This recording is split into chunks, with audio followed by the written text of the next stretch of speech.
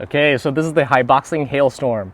So it's a 1/18 scale, and I do recommend it this year for father and sons. So this is a father-child RC car. It's not the best RC car for dads, it's not the best RC car for kids, but as a combination, if you're gonna get one RC car that can satisfy both needs, this would be the one.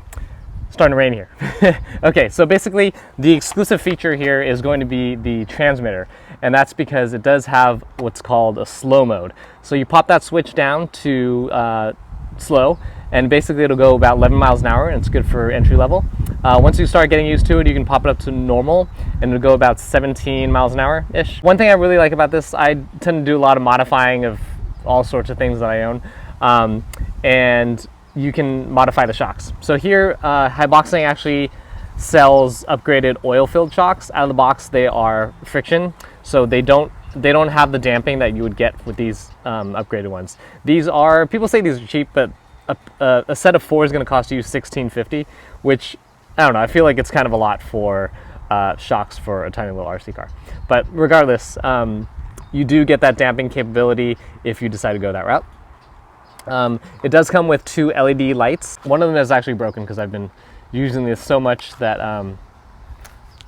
too many crashes, I guess. But basically you'll see 2 LED lights in the one that you have, and we'll show you how that works on the inside once we pop that canopy open. So one thing I'll need to talk about is the pricing of this guy.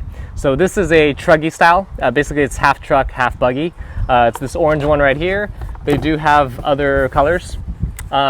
But the one that's actually valued better that I find from AliExpress or Banggood is going to be the monster truck style. So this one I got from Amazon. I knew I overpaid for this, but it was 70 bucks, which is $20 more than where you can get it from Amazon or from Banggood and AliExpress. They don't sell this truggy style, which I really liked, and I really like this color, so I went for it. But if you're going looking for the best bang for the buck, the best deal, it's going to be the monster truck style, and it will be from either AliExpress or Banggood, and I'll put links below. And those again are the monster truck style, and those are going to be about $50, anywhere from $48 to like $55. The other colors that they come in is going to be this black and green, the orange we have here, and this kind of green and red. Didn't really like the green red because I guess it just kind of reminds me of Christmas holidays, which is a little awkward to me, but anyway, you might like it. Each to their own. So let's get on the inside and take a look what's under the shell.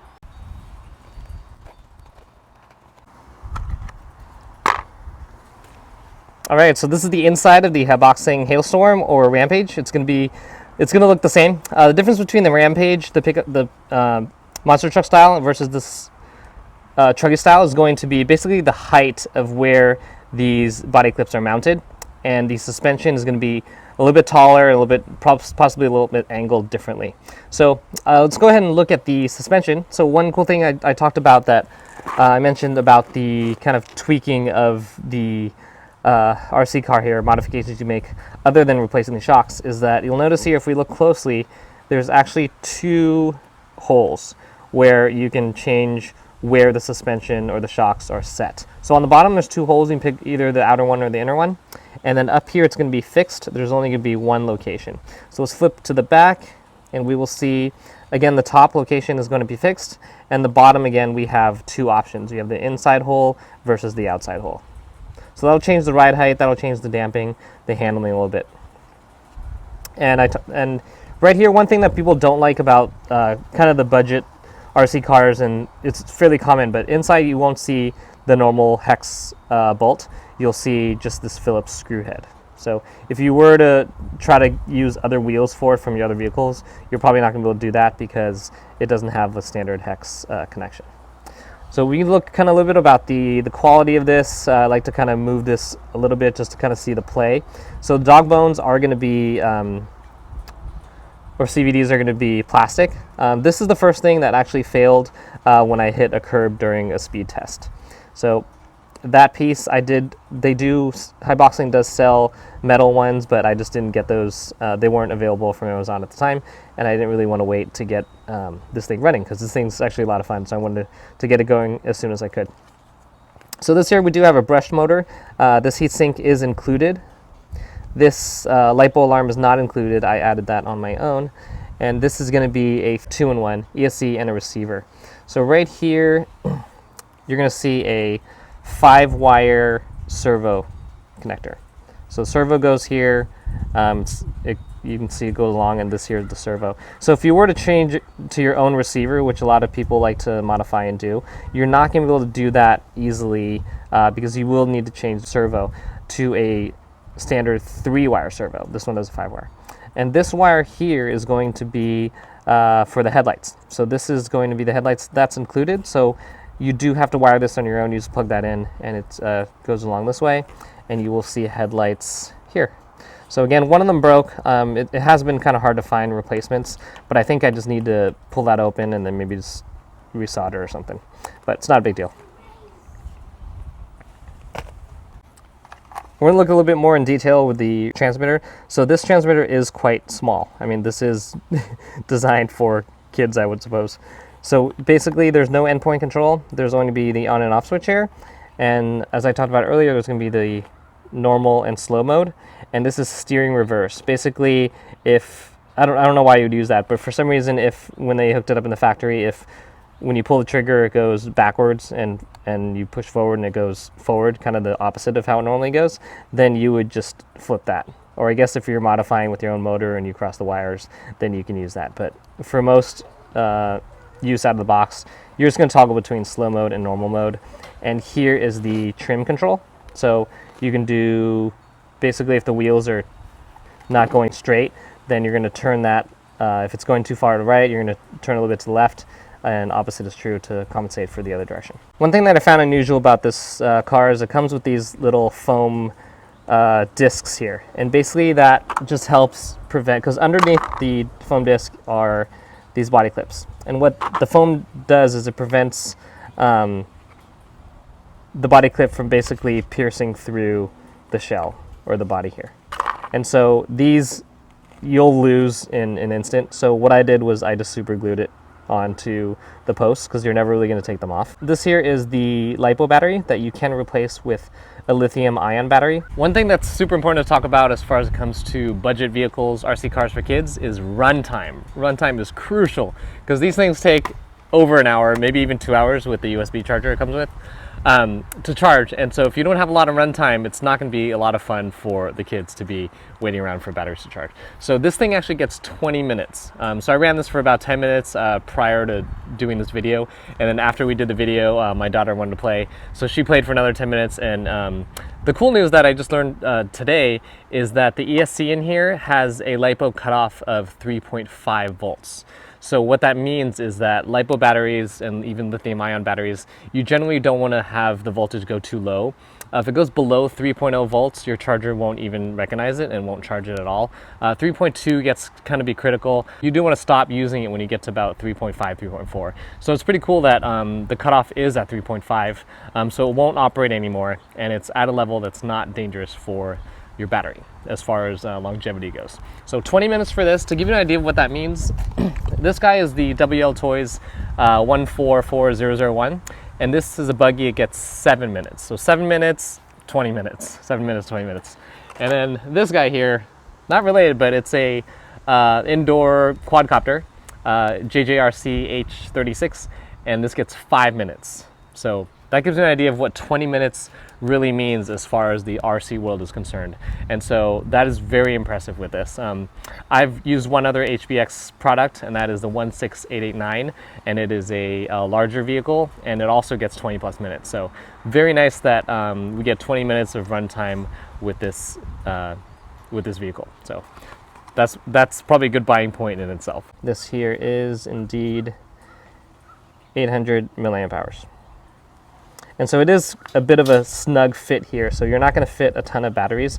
LiPo ones are going to be slightly taller, and how you accommodate the LiPo battery is that right here there's two locations for where this, we're going to call this the battery cover plate, this piece right here, this black piece.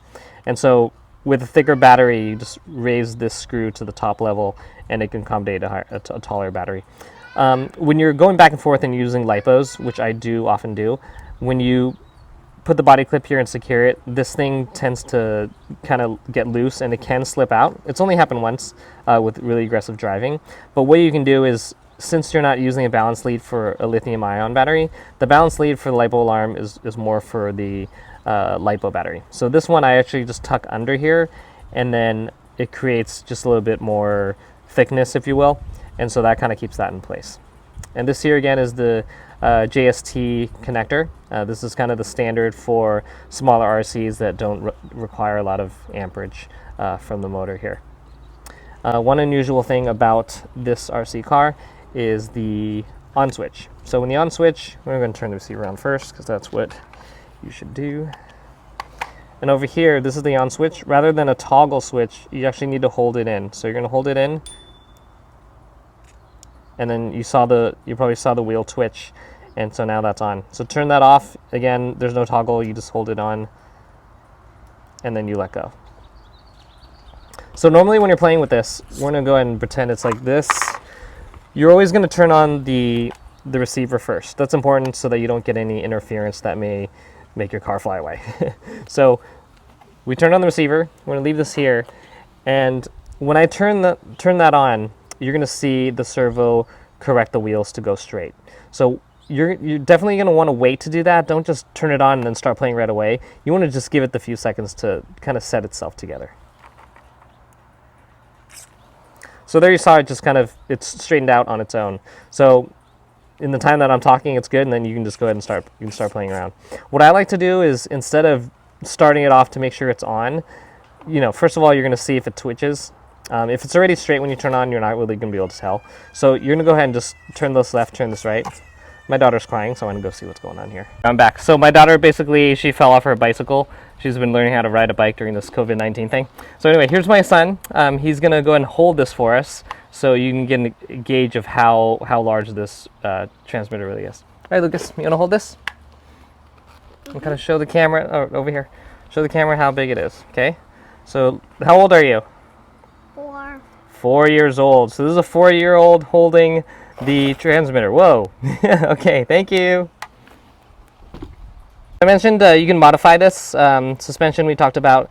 So this here, you could actually swap these out to correct basically the toe in and toe out of the front wheels. So this piece is actually a servo mount. So the piece is actually exactly the same. We're buying replacement pieces of these and using them here. And so now there is a little bit of toe out, but you can correct it to be completely toe in, toe out, or just straight on, however you like. I want to show the bottom of this. Nothing amusing, but just in case you wanted to take a look here.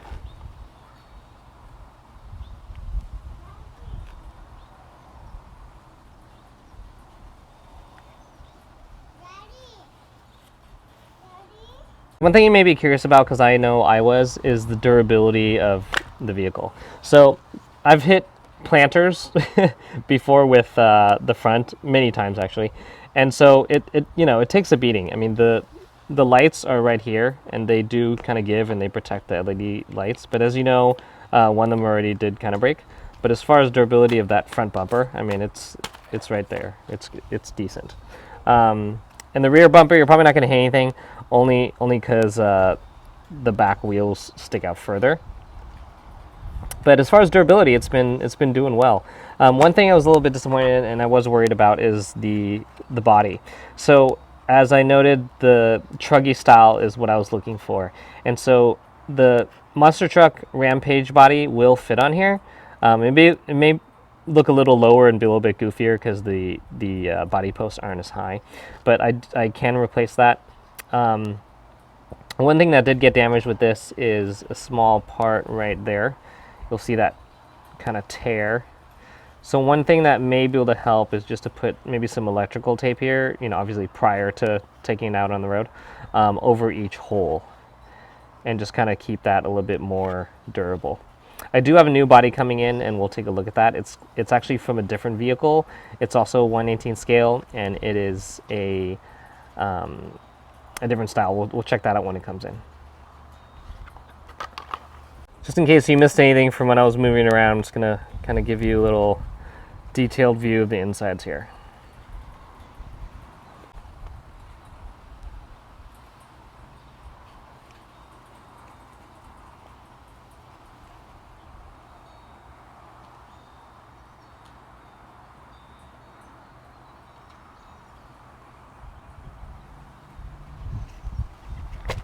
one note about how the body tore, it happens to be right where the spoiler is. So I think during one of the falls, there's just a lot of pressure here, and it's basically pushing up on that middle. So I wouldn't be surprised if this one starts to tear. I'd probably put some electrical tape there, and I would recommend that before you take your own for its first journey.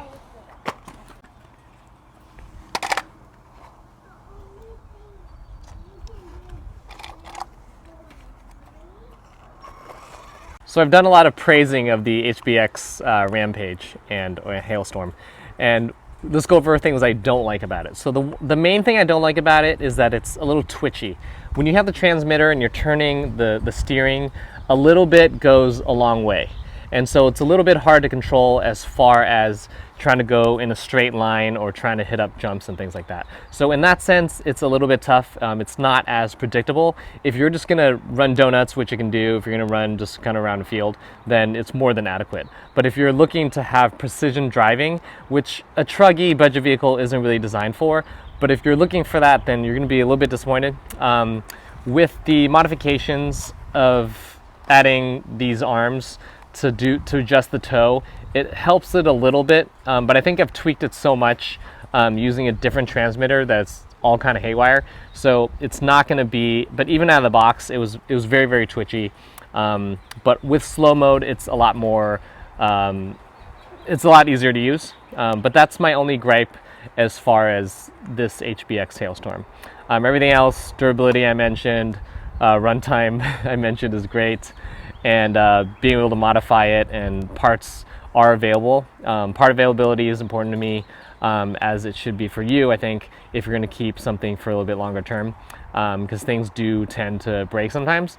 This I mentioned again, the only thing that broke was this arm here. It's called the CVD, and then that had snapped. I hit into a curb going full speed during a speed test, and that was the only reason. But if I were to run this normally, even after I had done some of the clips of this video review, my daughter ran this into one of those flower planters, and it's doing just fine. So no big deal on that. So I want to give some final thoughts on the Hyboxing Hailstorm or the Rampage monster truck.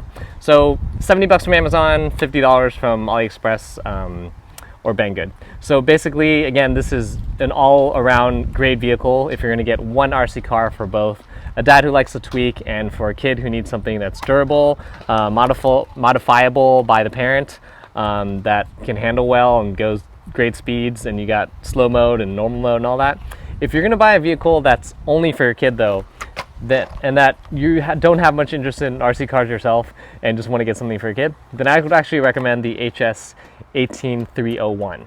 And so this thing takes a huge beating, and I've had a number of clips on my YouTube channel with this being bashed and running into things and jumping off from high distances and everything. So this is actually a very good car. You can get this thing for about $40 plus tax, probably about $45 shipped to your house. And again, very, very durable. So they can crash this all day long and it won't really even matter. All right, take care. See you next time.